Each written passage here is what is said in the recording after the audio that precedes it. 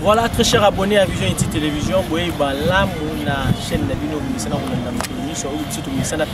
pour informer Bino comme d'habitude, les lots tous en a commune à Kinshasa, il pas y avoir de coucou tanana moko ya bakonzi ya commune na grade de top fonction ya chef du quartier adjoint, actuellement chef du quartier adjoint Minos Kilala. Vraiment bien Minos Kilala, mais comme on est à Minos Chata. Mais na ndenge ya bastand banini na ndenge politique hein ala tiango Minos Kilala mais puis balata ka kombo ya Kabila balata ka ko puis balata ka kombo ya Fachi voilà ils ont qui du père na lingi wana Minos Chata azali chef du quartier à Keti to pesa yi moi temps à se présenter et puis service qui est Minos Chata ya Kinshasa voilà de Minos Chata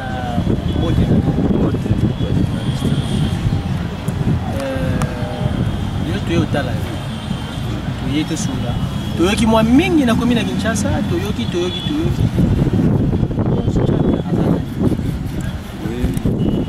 bonjour à tous.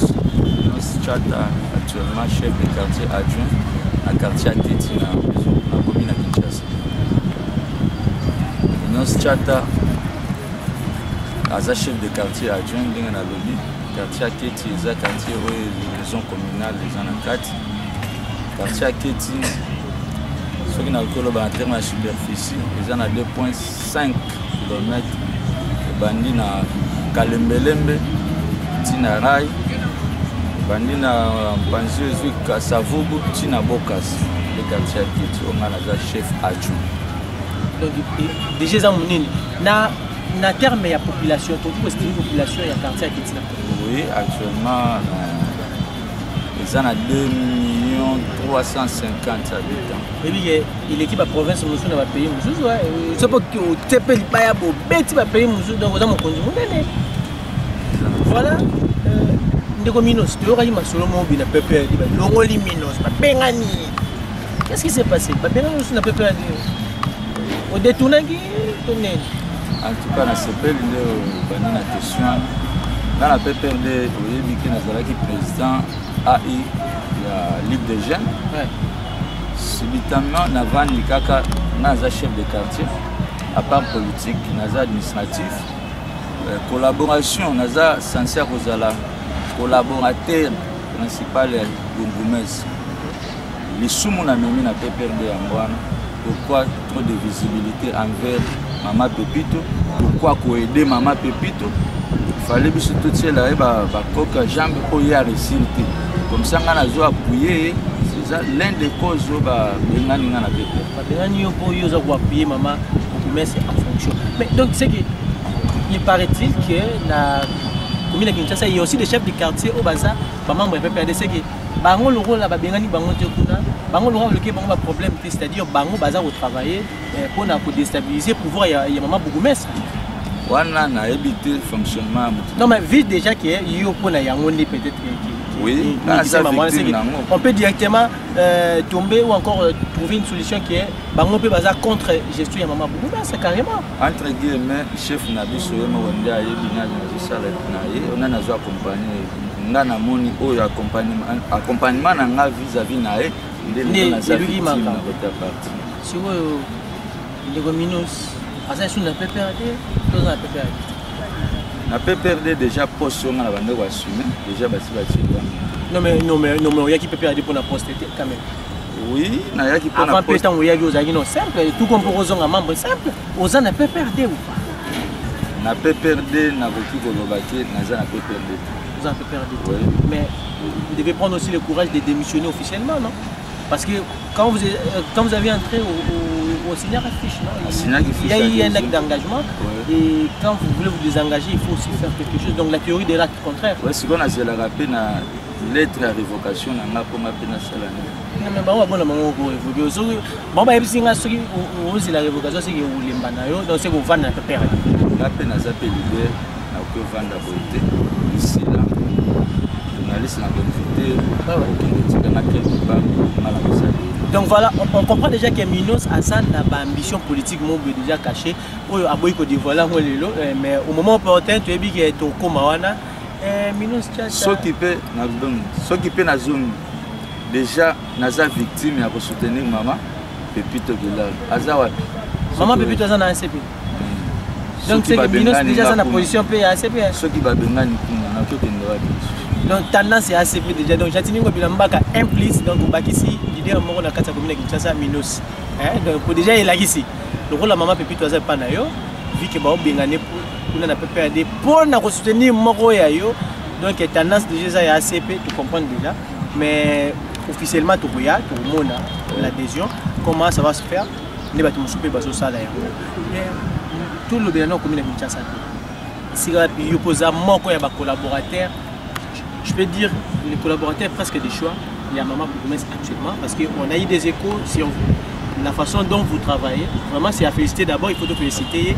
Azar au travail Azar au sala parlons de la gestion il y a maman Pépito Kilala depuis qu'elle est là. Qu'est-ce que vous pouvez donner comme point positif la gestion de bourgmestre Pépito Kilala en 2 minutes? Oui, en tout cas, qu'on a vu la gestion. Oh, parmi les chefs de quartier, Naza Moko, Nazo Kamba quartier, Naza na commune, et puis Navanda na quartier. Na une réalité à commune, né à quartier.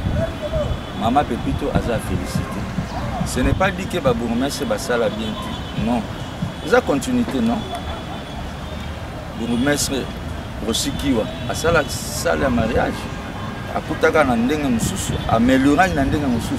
Ah, tout ça, Pépito, Madame Pépito a amélioré plus que. Mais apparemment, vous niez déjà les vieux Sapou Kalimasi. Parce que, au moment où on a Rosikiwa, mais il semblerait que le vieux Sapou Kalimasi a construit un bâtiment dans 4 maisons. Oui. Il fallait commencer par là. En tout cas, on a le tant qu'on a zali. Ah donc, on a dit au côté de la partie il y a aussi donc comprenez qu'il y a abandé qui n'a aussi qui a wana abandé la gestion wana pour tout qui directement donc on comprend. Autant sous maison communale n'attend pas ça pour ce que vous attendez. C'est dans sous wana ya wana tam sous pour ceux qui m'attendent zali de ba moi pour la matanga zali na commune mais ko participer penza na makambo ya gestion bien ko yeba information et puis actualité à lelo zaki sous le zaki le la lobité. On a voulu la magambo wa bourgmestre car les ala qui bon moté bourgmestre ça la magambo ne ba jeune ko to bazana ignorance mais tandis que lelo komi penza lisu likola lisu no changement ezali wa ce qu'on attend maman Pépito Kilala non ce qu'on soutenir madame moté baloka yo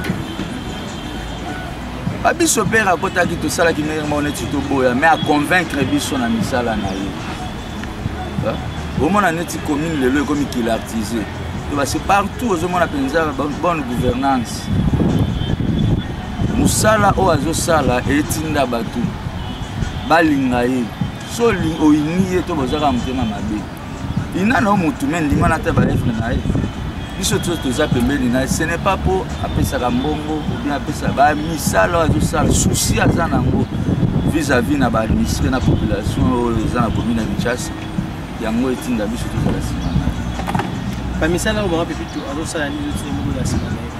En termes de recette, qu'est-ce que Maman Pépito a apporté comme réforme dans la Kinshasa? Wana kutu n'en parlons pas. Parce que toujours soupçon qu'il a eu 24 millions de dollars mais combien il a commis, combien il y a 9 millions. Qu'est-ce qui se passe? Parce qu'on parle déjà d'une réforme, ça c'est bien, on en félicite, mais apparemment l'argent n'a pas été tracé donc de bonne manière.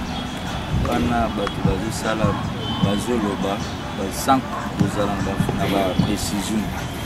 Tolobaki na biso na bino tolobaki ke ndenga zobongisa maison communale aliati ya ba chinois ba louer. Non mais yango na pe tomoni a tie foire donc peut-être que soupçon za ya ba chinois mais directement il mi foire les pour na temps vacances. Ah ouais. Commune ya Kinshasa ezalaka fréquenter kaka na wenze. Mutauti ngasa na côté kaka na wenze. Lelo tomoni ayi na ba innovation. Mais ça fait aussi de la commune de Kinshasa, la commune là, plus fréquentée dans la ville de Kinshasa. Pourquoi quand on a vacances, puis surtout qu'il y a des bandales, surtout qu'il y a des ressources, surtout qu'il y a des se distraire. Il y a une kermesse. Kermesse, c'est allié kermesse de la ville. Donc nous vous invitons déjà à la kermesse de la ville. C'est samedi, il y aura réduit à Missi. Et puis le dimanche, nada. Nous nada, tantine nada aux Alawa. Déjà, la commune de Kinshasa, c'est date de 24, hein? Oui. 24 novembre, juste na Kabamba, en face de la maison communale, il y a Kinshasa, Bouyawana. Vous savourez la bonne musique avec Redi Amissi. Voilà. Toki Masolo. Paraît-il que Misale et Salamana marché Zigida. Tipka. Tipka, je crois. La Tipka. Qu'est-ce qui se passe dans le marché Tipka? Toki Garaba. Qu'est-ce qui se passe? Et puis que je suis mon pays en mode plus de ça, bon, tu rabas monta. Après, il y a pouvoir actuel, les arabes vont monter. Tu rabas chiffre. Qu'est-ce qui se passe? Mon cher ami, mon cher le dit ma gamba Tipka. Qui n'a aucun na maman na mute maman. Pour ça na ma ami. Abela qui peut peut-être salité mon na ça. Na ebisio piste il y a vie et mon âme.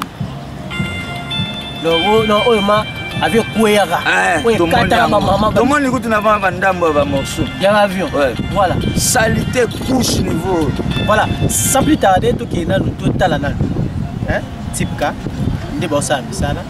Et nous revenons juste après pour tout continuer.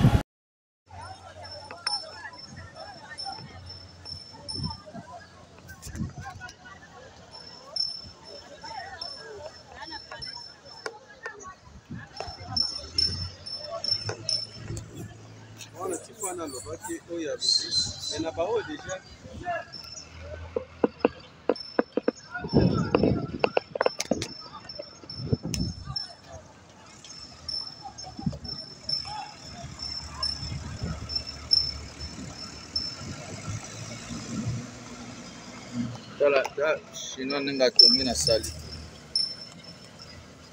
Chinois a tombé le colo ya la salité. Dans le niveau beaucoup ezali.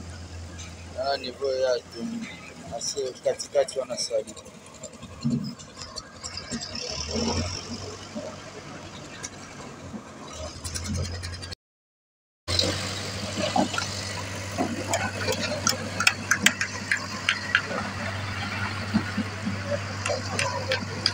Mon frère n'a pas de bino.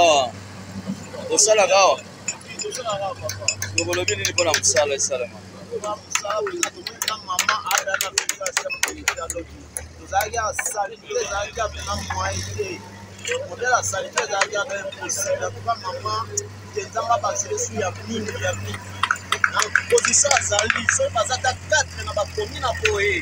C'est de tout le monde a un changement en boca et pourtant que c'est pas ma classe de petit pénal en boca d'amba par ça il y a mini pour là maman va encourager ma classe encourager ma classe donc on va pas avoir ça il faut quand même plus on a l'inspiration donc on est à l'aise donc on sentit à l'aise donc vivre non maintenant pas vivre dans des musiques. Voilà, merci tout dans l'image mais non, il a monté ma passe. Apparemment, on s'allait ça là. Qu'est-ce qui se passe dans la commune de c'est pas ni maman monté à Seni. Nani na zonga na Tipka madame Moussala zo sala na mesiliti. Au sala mbongo na mbongo l'état de. Regardez la caméra, dites-nous que mbongo na pour la comptabilité mbongo il y a niveau ya musala zo ça la comptabilité donc il y a mwana qui a sengi kuna atikali na côté on a sengi papa ngobila gouverneur bo aider maman Pepito Kila soko ozana 24 bourgmestres en tout cas Aza parmi les deux. Le bâtiment le meilleur, la meilleure bourgmestre de la ville province de Kinshasa. Mon papa a aidé maman à engin pour l'évacuation de Sali. Inondis au Abimisi na marché Tipka. Abimisi ba couche à salité. Pas journaliste Azala qui lobby na 22h na Tipka au monde à l'image. Pas soutenir. Voilà le gouverneur de la ville, le message est passé. Soutenir maman promesse Aza Yayo. Aza parti nayo, Aza na gestion nayo, parce que yé mtu azo représenter la commune de Kinshasa. Tant on s'est mis ça là, ça revient tout même. Donc Aza Yayo, maman Pepito, donc maman Pepito Aza Rosa les Yayo papa. gouverneur de la ville, Jatini Ngobila Mbaka, excellence. Toyoti. Il paraît-il que les députés provinciaux, il y a commune à Kinshasa, là, pour mettre ça, et puis ça a vrai ou faux? Faux. C'est faux. Faux. Vous pouvez nous prouver ça? Oui. Ce qui peut na zone, kaka même batouana ne basala qui te bako esa, bougoumes c'est aussi qui. Basala qui bango bas va conflit entre honorable. Tandis que ma belleuse est honorable. Aucun sala action mon côté sans que soit bénédiction na. Voilà. Siko biloko babano même bango ya basese bango sala qui tincelle sort to ba qui sort ya bougoumes c'est qui. Donc l'honorable est là éjecté. Comment on a mis candidat tout le monde a lettre. Les lots de pèse bango circuit en te carré à fermer. Honorable Jeff Wamputuna Mama Pepito même moral. Nous avons les photos, bien qu'on n'a pas dit les images, nous avons les photos de Madame la bourgmestre de la commune de Kinshasa ainsi que l'honorable Jeff Wambutu Bakena na matanga ya commune de Kinshasa. En union, bazali place moko, bandero sulula, Italie na ambiance bien que on n'a pas eu les images mais voilà les photos sont là déjà bazo balancer les bino bomoni bango wana bango mibale na morgue ya clinique Ngalema bazaki na matanga ya mwana ya commune ya Kinshasa et là que ça déjà harmonie c'est ça donc to lignes à la boue c'est ça l'assemblée et l'exécutif bazala liloba moko ba travailler parce que biso nyonso to pe bango nyonso bazo travailler pour na mboka donc vraiment honorable coup de chapeau maman bougoumen c'est tout continuer à lire yo tout ça na bo et je pense bien que ceux qui basent ensemble il y aura des faits palpantes. Il y a Malamu ou Egosala qui est commune de Kinshasa et qui est toujours de l'avant. C'est ça. Vraiment, comme conseil, vraiment honorable, vraiment maman, vous avez toujours Yorana. Parce que tout le qui m'a ramené aussi qui aujourd'hui, il paraît-il que le bourgmestre aussi qui regrette. Il y a des collaborateurs qui voilà. Tout comme il y a Souka, moi je suis Souka. Pour boucler la mission pour moi mais tu dis que tu auras prochainement la marathon voilà je vais souka on a souka ezali ba kabalo salama ki lobby na marché na quartier nanga toza na moi petite marché za nango kutu officiel tout tika ba mama bateka na balabala pour oyebiga conjoncture na mboka mais ba mama wana ba komi ko kanga zela il y a pas moyen mutu peleka yango chanté tant que chef na zo instruction pas chef nanga comme je suis adjoint, nakende kolongola ba mesa auto reclasser ba mama wana. Kaka même batouana animé de mauvaise foi. Basali ba kabal que au quartier bougoumes atindi batou. Basenga batou ba $30. Chose au bougoumes c'est que tu as yebité pour moi wenzo wana ils ont la compétence na biso. Ni de loin madame azakutu associé na makambo. Ok, kokutana na moto basala ki image ok ça na bateau batindaki entre autres bana ya fait honorable Sapou Kalimasi. Voilà, bana ya fait honorable Sapou Kalimasi. Directement nous basculons en image puisque la télévision Zangonga total réaction à Liboso maman batindaki ndenge alobaki et aussi total la même personne na famille nae na ba vendeur ya nini moi marché wana ba répondaki puis ba senga ki bolibisi na maboumé tout là mais balobi keza na mwana ya Sapou Kalimasi on a cité le nom puisque c'est pas moi qui décide Hermani Sapou mwana na ya moi si ne mutanima ki abenga ki mwana mwasi ana asenga ki le babu voilà et nous passons à l'image et juste après les tozonga pour la clôturer l'émission. Doté po babuki biso to kutika na tongo boye baye babuki ba mesa nyonso to bana ikoteka na zanda munene babuki zanda munene ndeto yeza ba marché mike mbala moko to monika sibitima babuki biso ka boye mama bourgmestre atindi maloba po babuka biso ba mesa nyonso baye babali ko belela atindi muto abelela ke bazwa ko kabula ba jeton to kusomba ba jeton wana na $30 to yebite po na nini obuka biso na zanda munene olobi to na bazana ndeto ye bazana mike siko papa Fati lelo tokende wapi olobi le peuple d'abord biso tokende wapi tokolesa bana ndenge nini bakotanga ndenge nini rentrée scolaire yango pezoya C'était un coup monté contre la personne de Madame Pepito Kilala et ses collaborateurs par Madame Hermanie Sapou, qui s'est réveillée un bon matin pour propager des faux bruits à l'endroit des autorités municipales, faisant croire au public que ces derniers auraient demandé une ration de $30 aux vendeurs en guise de vente d'espace, comme le témoignent ces vendeurs.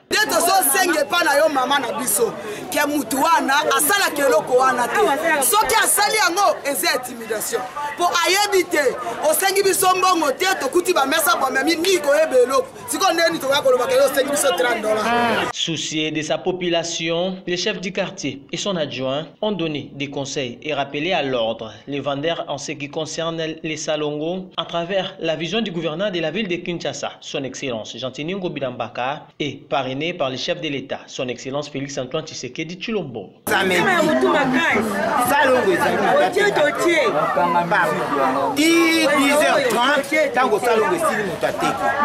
magasin boutique fungona kafete ba nakukanga ngana yangi musala nakukanga 10h30 soki bokoyo kate ba mama ata bokoyo fungana pas président Fachi et vous avez occasion pour la na Fachi pour parce na pesa nini esi là il y a des saletés des bikini peut des saletés autant pour les de l'amour. Prenant la parole, la tante de la personne utilisée pour arriver à ces coups affirme l'implication de Madame Hermanie Sapou Kalimasi comme commanditaire de cette action visant à saluer la personnalité de Madame le bourgmestre de la commune de Kinshasa qui ne ménage aucun effort pour revêtir la commune de Kinshasa de sa plus belle robe.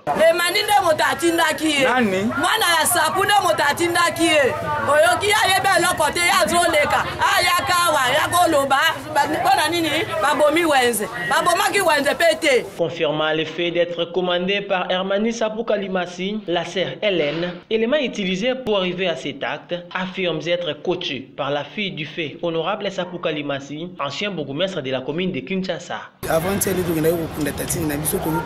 problème pendant 2 semaines. Ngana zoli kananga de Hermanie abengi ngai. Hermanie nani? Oh mwana bourgmestre Sapou.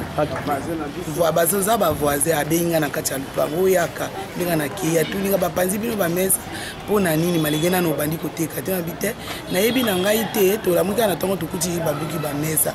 Abi o tezela bato moko bazawa bon bazwa bango bazwa image bongo bazongisela bino ba mesa ngabi bato ayebisa ngaka ke ndenga na koyebisa yo nde yo oluba donc malobo yo luba ke zaki o yenda pesa kiyo yenda bani koyebisa nga luba boninga na lubi pona yebisa ke na kokoka na ngati ndi ayebisa nga atindi journaliste wana bani ko filmer na téléphone ndi ayebisa nga bite bafutisa bino ticket na biye bafutisa biso ticket apa wana eloko moko te bite alobi kaka bakoka bula ba jeto bozonga sima po bozokanga nzela po moye ba mituka ileka ezati olo babo eninga na lobi lo babo eninga na lobi mutu abandi kutinanga lelo ya kokoma nga moye na bimizate moye na sa lelo komoko ezate nga na yebi nange eloko moko te naza na kati kuna te ba effacer ba image na nga na yebi nange eloko te alimbisa nga soka akopana nango na ndenge ya mabe eza volonté na nga te na yebi eloko te maninda abengaki nga na ba journaliste wana.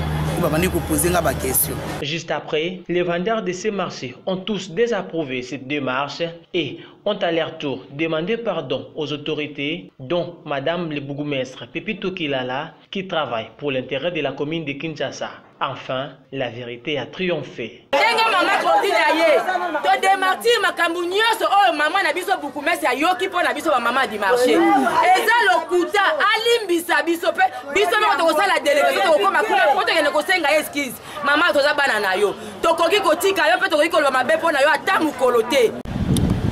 Je manque même de mots. Bisomotomoni, Bisomoto Gigé. Je remets la parole à vous, Minos Chata. La dédicace sur les alliés et aussi les salutations. D'abord, ça dit, Minos a l'objet qui va se présenter, mais à présenter, moi aussi, je précise que Azana moi aussi.